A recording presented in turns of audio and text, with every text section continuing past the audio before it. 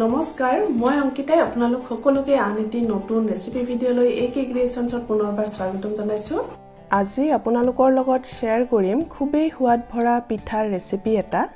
এয়া বনাবলৈ একেবাৰে সহজ হয় খুব কম ইনগ্ৰেডিয়েন্টছ ব্যৱহাৰ কৰি আমি সহজতে কম সময়ৰ ভিতৰত বনাই ৰেডি কৰিব পাৰো আৰু আলহী আহিলেও বনাই খুৱাব পাৰো আশা কৰিছো আপোনালোকে আজিৰ এই ৰেচিপিটো ভাল পাব কেনেকুৱা পাই কমেন্ট সেকশনত কমেন্ট কৰি নিশ্চয় জনাব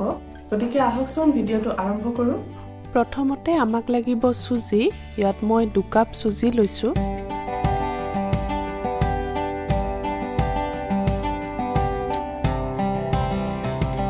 তাৰ পিছত লাগিব চেনি ইয়াত মই আধা কাপ চেনি লৈছো চেনিৰ পৰিমাণটো আপুনি সোৱাদ অনুসৰি কমকৈ বা বেছিকৈ ল'ব পাৰে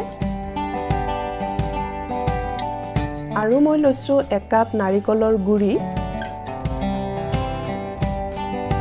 তাৰ পিছত লাগিব অলপ বেকিং পাউডাৰ মই 1/4 টিস্পুন বেকিং পাউডাৰ লৈছো আৰু সৰু চামুচেৰে এচামুচ নিমখ দি দিছো এইবাৰ এচামুচ ঘিউ দিছো ঘিউ দিলে পিঠাৰ সোৱাদটো বহুত ভাল হয় সেইকাৰণে মই দি দিছো তাৰ হলনি আপুনি ৰিফাইন তেল বা বাটাৰ ব্যৱহাৰ কৰিব পাৰে এই গুটেখিনি ভালদৰে এবাৰ মিহলি কৰি লৈছো এতিয়া আমাক লাগিব 1 কাপ গাখীৰ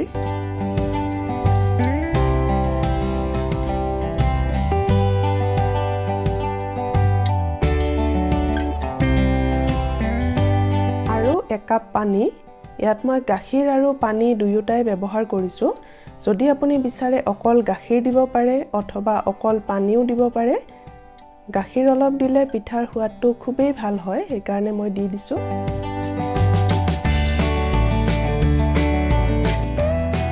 পানীৰ পৰিমাণটো আপুনি চাই ল'ব প্ৰয়োজন অনুসৰি দি দিব কিন্তু বহু বেছিকৈও পানী দিব নালাগে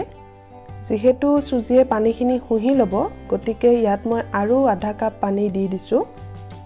টোটেল 2.5 কাপ পানী দি দিলো আৰু শেষত দিছো অলপ ইলাচি গুৰি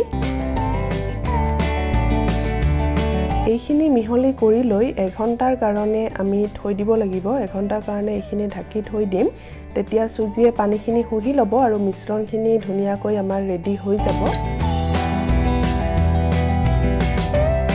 1 ঘণ্টা হৈ গল এতিয়া পিঠা বনাবলৈ মিশ্ৰণখিনি আমাৰ ৰেডি হৈ গৈছে মিশ্ৰণৰ কনসিস্টেন্সিটো এই ধৰণৰ হ'ব লাগিব মিডিয়াম কনসিস্টেন্সিৰ হলে ভাল হয় পিঠা বনাবলৈ মই লৈছো এটা ইডলি মেকাৰ এই ধৰণৰ পাত্ৰত বনালে পিঠাৰ আকাৰটো খুবেই ধুনীয়া হয় ইডলি মেকাৰৰ ট্ৰে কেইখন মই উলিয়াই লৈছো 3খন ট্ৰে ইয়াত আছে এতিয়া গেছৰ জুইটো জ্বলাই লৈ ইয়াত ইডলি মেকাৰৰ সসপেনটো বহাই দিছো আৰু ইয়াত 1 গিলাস পানী মই দি দিছো হাই ফ্লেমত ৰাখি পানীখিনি উতলিবলৈ থৈ দিম এনেকুৱা ইডলি মেকাৰ যদি কেনেবাকৈ নাথাকে তেতিয়া হলে আপুনি সৰু বাটিত দি পেলাই প্ৰেছাৰ কুকাৰ বা কেৰাহীটো এই ৰেচিপিটো বনাব পাৰে পানীখিনি উতলে মানে এইফালে ট্ৰে কেইখন মই ৰেডি কৰি লৈছো মিশ্ৰণখিনি ট্ৰেত দিয়াৰ আগতে ইয়াত সামান্য পৰিমাণৰ ৰিফাইন তেল অথবা ঘি আপুনি লগাই ল'ব ট্ৰেখনত লগাই ললে তেতিয়া পিঠা কেইটা উলিয়াবলৈ সুবিধা হ'ব ব্ৰাছ এডালৰ সহায়েৰে নাইবা আঙুলিৰে এই ধৰণে তেলখিনি ভালদৰে লগাই দিব এতিয়া মিশ্ৰণখিনি অলপ অলপকৈ লৈ পেলাই ট্ৰেখনত দি দিম ইয়াত 4টা খাপ আছে 4টা খাপতে অলপ অলপকৈ দি দিম এই ৰেচিপিটোত নাৰিকল দিয়াটো অপচনেল হয় যদি নাৰিকলৰ গুৰি বা ৰুকি লোৱা নাৰিকল থাকে তেতিয়া হলে আপুনি দিব পাৰে আৰু নাথাকিলে নিদিলেও কোনো কথা নাই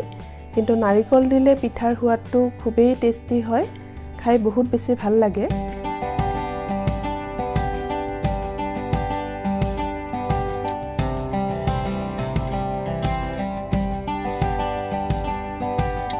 গোটেই কেইখন ট্ৰেত দি দিলো এয়া পিঠা বনাবলৈ ট্ৰে কেইখন আমাৰ ৰেডি হৈ গল ট্ৰে কেইখন এই ধৰণে ফিটিং কৰি লৈছো এতিয়া উতলি থকা পানীৰ ওপৰত সসপেনটোত এইখিনি ভৰাই দিম মাত্ৰ 10 মিনিটতে ৰেডি হৈ যাব আমাৰ টেস্টি ভাপত দিয়া পিঠা পানীখিনি উতলি ৰেডি হৈছে জুইটো মই কমাই দিছো আৰু ট্ৰে কেইখন এই ধৰণে সসপেনটোত দি দিছো তাৰ পিছত এতিয়া ঢাকনিখন মাৰি দি মিডিয়াম জুইত ৰাখি এইখিনি 10 মিনিটৰ কাৰণে হ'বলৈ দিম 10 মিনিট হৈ গ'ল 10 মিনিট পিছত গেছৰ জুইটো অফ কৰি দিছো আৰু এইখিনি অলপ ঠাণ্ডা হ'বলৈ থৈ দিম এইখিনি অলপ সময় থকাৰ পিছত এতিয়া ঢাকনিখন খুলিছো আৰু এয়া চাওক আমাৰ টেষ্টি পিঠা ৰেডি হৈ গ'ল বঢ়িয়াকৈ পিঠাকেইখন সিজিছে আপুনি টুথপিকেৰে চেক কৰি চাব পাৰে এয়া আপুনি মিঠা ইডলি বুলিও ক'ব পাৰে দেখিবলৈ ইডলিৰ দৰেই হয় কাৰণ ইডলি মেকাৰত আমি বনাইছো এতিয়া চামুচ এখনৰ সহায়েৰে পিঠাকেইটা এটা এটাকৈ উলিয়াই লম দেখিলেনে এয়া বনাবলৈ কিমান সহজ হয় এই ধৰণে যদি আপুনি সুজিৰ ভাপত দিয়া পিঠা খোৱা নাই তেতিয়া হলে নিশ্চয় এবাৰ হলেও বনাই ট্ৰাই কৰি চাব আশা কৰিছো আপুনি নিশ্চয় বহুত বেছি ভাল পাব মোৰো খুবেই প্ৰিয় হয় ময়ো বহুত ভাল পাওঁ আৰু চাহৰ লগত খাবলৈ খুবেই ভাল হয়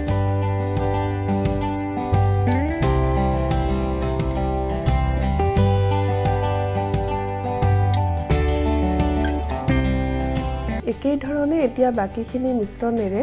আৰু কেইটামান পিঠা বনাই লম এই ধৰণে আপোনালোকেও বনাই খাই চাব আৰু কেনেকুৱা পায় মোক জনাবলৈ নাপাহৰিব আজিৰ ভিডিঅটো ইমানতে সামৰিছো আৰু এটি নতুন ৰেচিপি ভিডিঅলৈ সোনকালে পুনৰ লগ পাম তেতিয়ালৈকে সকলোৱে সুস্থ থাকক সুখত থাকক হাঁহি থাকক ভিডিঅটো ভাল পালে নিশ্চয় লাইক আৰু শেয়াৰ কৰি দিব আৰু লগতে যদি এই কেক ক্ৰিয়েচনছ আজি প্ৰথমবাৰ চাই আছে তেতিয়া হলে এই কেক ক্ৰিয়েচন সাবস্ক্ৰাইব কৰিবলৈ নাপাহৰিব